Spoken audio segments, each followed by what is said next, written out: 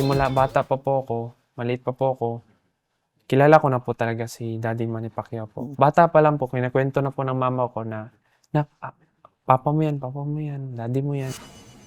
Nung buntis ako kay Eman, pinray ko talaga sa Panginoon na maging kamukha niya yung daddy niya, si Manny Pacquiao. Tapos yung katawan, yung lakas. I understand na hindi naging madali ang buhay nyo ng mama mo mula nung maliit ka pa. Naalala ko po yung mama ko, pagtapos ko ng boxing, 9 years old ako, binisita namin si Daddy. Punta kami ng mga sa birthday niya. Naghintay po ako sa gate kami ng mama ko ng ilang oras. Bakit daw? Siguro hindi rin alam ng daddy ko na nandun ako.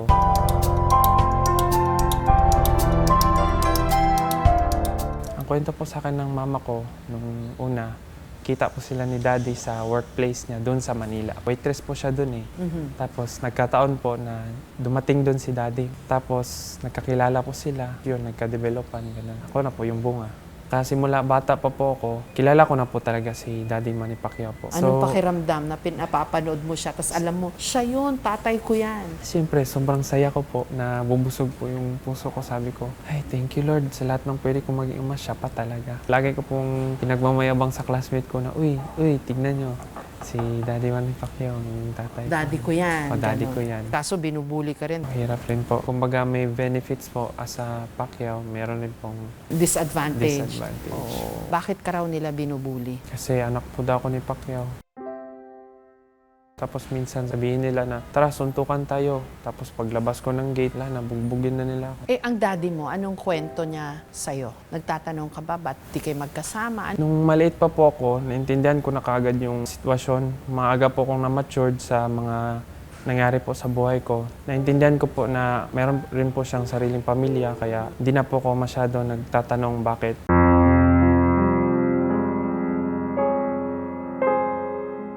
Hindi naging madali ang buhay mo? Hindi po naging madali talaga. Feelings ko po yung gutom, hirap, financial problems.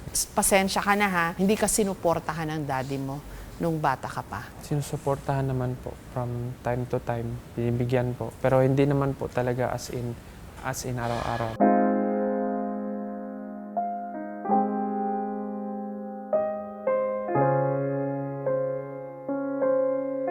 Nung bata ko, lagi akong makagalitin. Naiinggit sa ibang bata, lalo na pag nakikita ko yung may Father's Day, kita ko na kasama nila yung papa nila. I've always longed for my father's love ever since I was a child. I barely know him.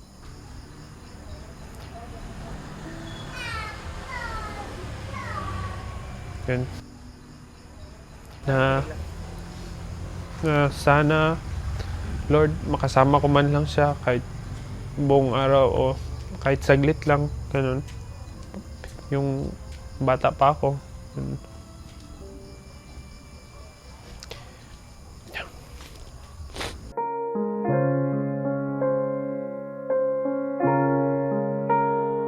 Magpakananay tatay ka sa anak mo. Yun. Yung time na wala pa siya sa akin, yun talaga. Yun yung hirap na side. Pupunta ka ng Japan, magtatrabaho, iwanan mo anak mo. Yun yung mahirap noon. Titiisin mo yung lungkot, sakripisyo.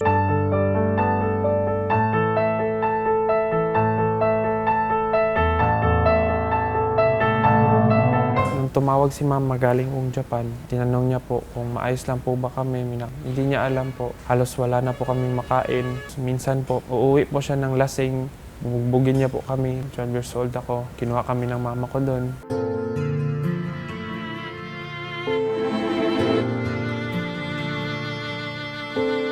Nung nagkakilala kami, sinabi niya na may anak siya. Hindi ko rin alam na anak siya ni Sir Manny. Nung lumabas na po yung visa ni Eman, na doon na sinabi ni Joanna sa akin na anak siya ni Sir Manny.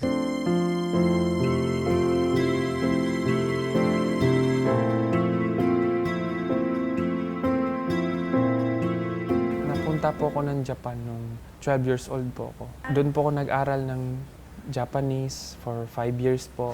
Doon na po ako parang pinayagan ni mama na sige na, susuportahan kita sa pagboboxing mo. Pero nung una, di ba patakas lang daw? Opo. Kami po ni Papa, tumatakas po kami para mag-training. Pagtapos ko po mag-aral, gabi po, nagtitraining po kami. Nung nalaman ni mama, galit na galit po siya. Anong ginagawa mo sa anak ko? Kasi simula't simula, ayaw ng nanay mo na mag-boxing ka. Opo, Ayaw ng opo. mami mo. Opo, kasi Pero- delikado po daw.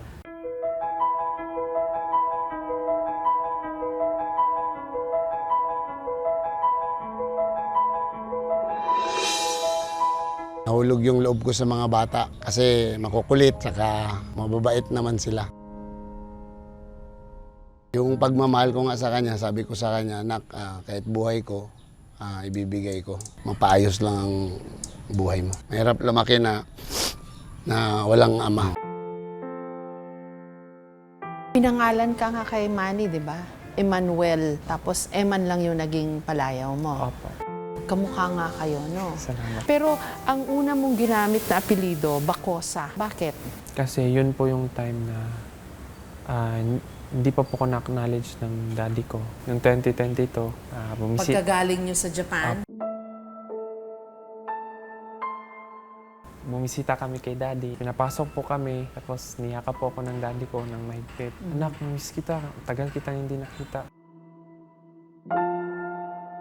Tapos niyakap ko rin siya. Ako pinipigilan ko lang yung luha ko. Sobrang saya ko po talaga na nakita ko po siya noon. Hanggang ngayon, hindi ko po makalimutan yung moment na yun. 10 years po kasi kami hindi nagkita. Tapos yun, sinabihan ko po siya na, Dad, plano ko po sana mag-boxing. Sabi, anak, mahirap ang boxing, nak. Aral ka na lang. Puntahin na lang kita sa Amerika, ganun, ganito, ganyan. Sabi ko, pero Dad, passion ko po yung boxing eh. Biro mo, oh. Ang kapalit ng pagboboxing, papadala ka niya sa Amerika. Boxing pinili mo? Opo. Ngayon po, nag-aaral naman po ako ng ALS po. Tapos pinirmahan niya po yung ano ko, na gawin kitang Pacquiao para mabilis pag-angat sa boxing, ganun. Ah, talaga? Opo. So siya mismo nag-alok, Opo. na gamitin mo na yung Parang apelido niya. Ganun ba? Parang bumawi po siya sa akin. Oo. Sabi ko, hala, thank you Lord. Wow! Kinilala ka niya. Masok po ako ng kwarto, dun po ako umiyak. Sabi ko, Lord, thank you Lord. Thank you so much, Lord God.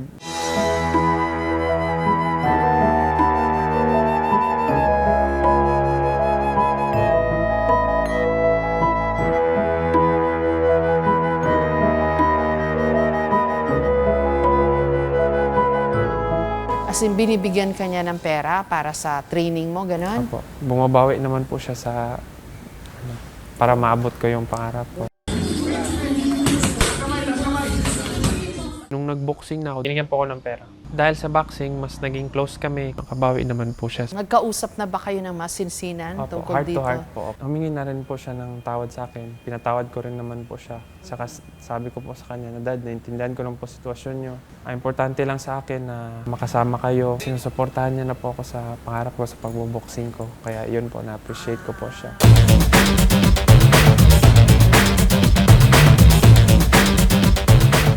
Anong gusto mong maabot sa pagboboxing, Eman?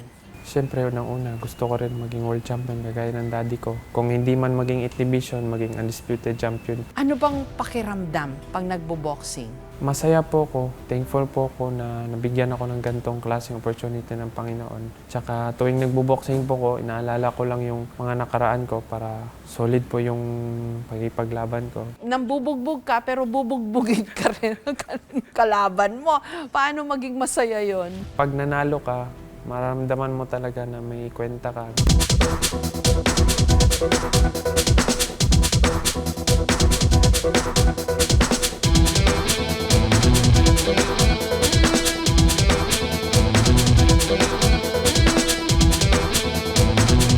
Pag nagboboxing ako, parang nabibigyan ko ng meaning yung buhay ko, yung mama ko, na papakita ko sa mundo na maliho yung akala nila sa mama ko. Mama ko hindi masamang tao. Makadiyos po ang mama ko. Pinalaki niya po ako ng mabuting puso. Ang mama mo madalas na babash? Opo. Bakit? Anong sinasabi? Kaya mo naman pinatulan si Pacquiao kasi parang malandi daw, ganito, ganyan. Yung mga ganon. Sabi ko, di naman yan totoo ah. Bakit nyo naman sinasabi yan? Hindi nyo naman kilala mama ko. Para akong mixed emotion. Natutuwa ako para sa anak ko. Pero parang kinakabahan ako kaya ako parang naiiyak. Kasi hindi ko alam kung anong kahihinatnan nito pagkatapos ng interview na to.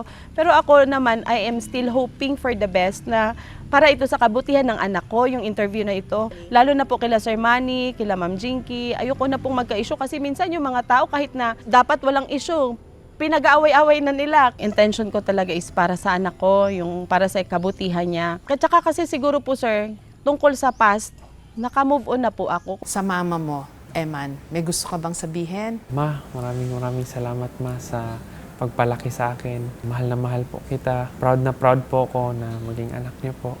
Sa daddy mo? Dad, maraming salamat din po sa pagsuporta sa akin sa pagbuboxing, pagparamdam sa akin na mahal niyo po ako kahit hindi niyo po sinushow. Yun, alam ko po nararamdaman ko po Pag tinignan mo yung naging buhay mo, na may ganito kang mga naging karanasan, ano masasabi mo, Eman? Noon po, kina-question ko po yung Panginoon na bakit nangyayari po ito sa amin. Minsan, nagagalit ako, bakit nangyayari po ito? Mabait naman po kaming tao, hindi naman po kami masama. Pero nung lumaki po ako, doon ko po naintindihan na may plano po ang Panginoon sa buhay ko. Pero may pressure din yun, Eman, ha? Opo. Na anak ka ni Pacquiao, ha? Opo. Focus lang po ako sa fight. Hindi po ako nagpapadala sa pangalan kasi at the end of the day, hindi naman po ako si Manny Pacquiao. Ako naman po si Eman Bacosa Pacquiao.